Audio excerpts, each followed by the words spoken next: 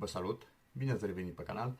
Astăzi vreau împreună să vedem cum mă investesc eu 100 de euro în jocul Sorare, mai ales în ultima vreme. Având în vedere că campionatele sunt închise, m-am gândit să fac un pic de scouting însemnând să cumpăr jucători mai tineri, poate chiar care nu joacă, și când încep campionatele să ai norocul să nimerești niște jucători buni care poate devin titulari, sau pentru simplu fapt că vor începe campionatele, prețul lor va urca. Asta o folosesc doar ca investiție. Deci acum investesc 100 de euro, scot 200-300 într-o lună, 2-3. Nu mă tare interesează când vând jucătorii, pentru că eu jucătorii care îi vreau pentru echipă, ca să particip la turnee, îi am deoparte. După cum se poate vedea, aici e clubul meu. Până acum am 400 și ceva de limited edition, cumpărate la bani de nimic, multe scumpe, multe foarte ieftine l-am cumpărat la 5-9 de cenți practic, până la 200-300 pentru portare, într-adevăr, că am dat. Bun, hai să vedem noi câte cărți avem. Limited, 410. Uitați-vă cum cumpăr eu, ce am cumpărat eu în ultimele zile, în ultima lună, în ultimele 2 luni, când campionatele au fost închise. Deci, 60 de cenți acum 18 ore, acest atacant, 29 de ani. De ce l-am cumpărat? Mi l-a trebuit ca să-mi completez echipele la antrenament. Să nu uitați niciodată să vă pune jucătorii la antrenament. Cine vrea să cumpere un jucător, nu uitați una, că poate cumpăra un jucător la 5 euro, exemplu, cu plus 5% bonus, sau un jucător la 6 euro cu plus 10% bonus. Va cumpăra mereu, dacă îl folosește la turneu, să cumpere ăla cu 6 euro cu 10% bonus. Deci, avem aici jucătorii care eu am luat. Ăsta la 24 de ani, 4,66, 56 media de vot, 4,66, Defender, 27 de ani, 1 euro, 12, 5 euro, 4 euro, 3 euro. Dar vreau să vă arăt ceva foarte interesant acum. Ăsta l-am cumpărat pentru că e la Cremoneze și Under 23 și o să fie titular. Ăsta e cel mai tânăr din joc, care l-am putut cumpăra până acum, 14 ani, 11,74 euro. Portarul ăsta, exemplu, portarul o să meargă la peste prețul de 15 euro 100 în 100. Deci 100%, când o să înceapă campionatele, cele mai mari, Serie A, Bundesliga, prețurile la portari o să explodeze la minim 15 euro pe bucată. Mai ales să ia tineri. Nu vorbim de, bine, bufonii bătrâni, dar este o legendă. Dar nu vorbim de, nu știu, unul de 40 de ani care bar n-ai cine îi, ăla o să coste 2-3 euro. Vorbim de ăia tineri și care au șansa de a face ceva în cariera lor încă. Bun, deci uitați-vă aici, am vrut să vă arăt ceva, un jucător care l-am cumpărat, exemplu, acum 2 luni, nu mai vorbim de Zaniolo, l-am cumpărat la 82, într-o lună l-am vândut 160, dar am vrut să vă arăt ce era el? Era atacant, și era atacantul meu preferat, este încă. O să vedeți că am luat 2 bucăți, o să vedeți prețul și o să vedeți prețul ultima dată când s-a vândut. Vorbim despre Bertug Ildimir. Bertug Ildimir l-am luat la 709. Intrăm pe el. L-am cumpărat pe data de 29/6. 29/6. Repet. În valoarea de 7,09 euro. Ok? Și acum, astăzi, pe data de 23/7, nici o lună, el este pus la vânzare. Hai să vedem cartea lui. Îl avem aici. Este tânăr, 20 de ani, joacă. Deci cumpărat de nici o lună la 7 euro. Și acum s-a vândut doar limited. Ultimate a fost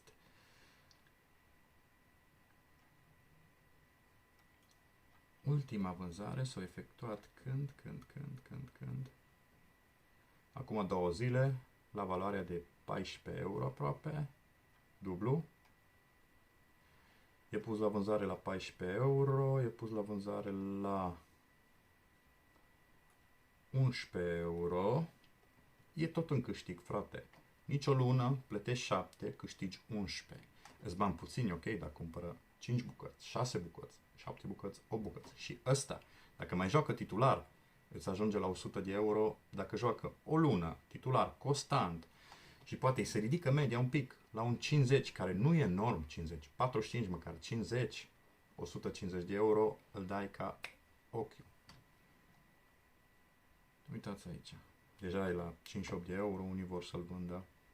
Eu am 2 bucăți, de siguranță, îmi place foarte mult. Deci, repet, cei care joacă, dacă nu jucați, vă las aici linkul de afiliere. Puteți până acel link. În momentul în care ați cumpărat 5 jucători direct de la Sorare, veți primi premiu, o carte Limited Edition. Eu am primit, mulțumită unui prieten de aici din Germania, o carte în valoare de 110 euro în portar și l-am vândut.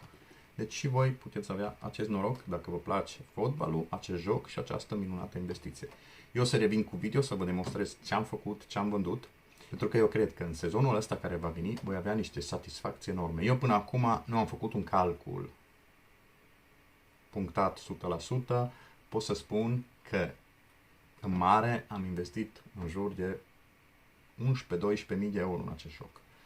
Dar mă regăsesc cu, stați să vedem câte cărți și cărți de valoare. Exemplu, Ghilione l-am plătit 458, acum au prins un transfer, joacă la Cremoneze, e 1 din 10 din anul 2022, ultimul an.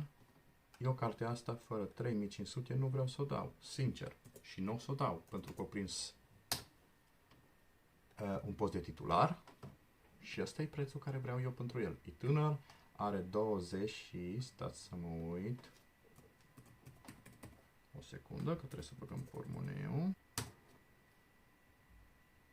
Așa, eu fără 3500 nu vreau să-l dau, pentru că o să joace bine. Are 25 de ani, e de viitor omul, de ce să-l dau gratis? E aproape 7 euro cu cât l-am cumpărat. Nu înseamnă că o să-l dau. Nu zice nimeni asta. Poate nu o să-l dau niciodată. Poate o să-l dau. Poate îmi va veni o ofertă de 1500. Poate îmi va veni o ofertă de 1000. Oricum, 458 e urca valoarea la stele. Chiar vedeam că cineva a cumpărat, stați să vă arăt, același jucător, dar nu prima din 10. Din 10 o luat, mi se pare cartea numărul 3, Super Rare, la 700 și ceva de euro. Deci, despre ce vorbim? 700 și ceva de euro. Stați să vă arăt. Uite la aici. 745, numărul 3 din 10. 745 de euro. Eu l-am plătit, nu jumătate, 60% din valoare, dar am cartea numărul 1 din 10. Dacă vă reamintiți, în videourile mele v-am spus numărul 1 din 10, numărul 1 dintr-o 100, 1 dintr-o 1000. Are o valoare foarte mare pentru că colecționarii vor mereu prima. O să vrea mai degrabă prima decât cartea numărul 250 dintr-o 1000. Țineți minte, numărul 1 e mereu numărul 1. Deci 3500 l-am pus, nu mi se pare enorm, sincer. O să văd, dar oricum, eu 100% cred că mi-am scos investiția de pe acest jucător. Mi-am dublat-o și mai mult. Vom vedea viitorul, sperăm să nu-și rupă coastele ca să joace, dar oricum, eu cred că o să fie bine. Bun, revenind la noi, acum e momentul să investiți, înainte să înceapă campionatele, veți avea satisfacție enorme, nu puteți zice că nu aveți cum investi, pentru că ați văzut prețul pornesc de la 1 euro până la 15 maxim. Puteți cumpăra jucători tineri cu 50 de euro, fraților, vă dublați bănuții. Vă dublați bănuții. Deci acum e momentul. Pe ei. Vă las, sper să vă fi fost de folos, dați bătaie și sporul la câștigat, bănuți. Turnee dacă vreți, iară, în același moment, acum puteți cumpăra și anumii jucători ca să vă faceți o echipă bună. Am un video cum să-ți faci o echipă cu tot euro, cu foarte puțin, mi se pare 350 dacă n-am uitat. O să vă las linkul în descriere să vă uitați cum vă puteți face o echipă competitivă cu 350 de euro. Vă salut, o zi minunată, numai bine!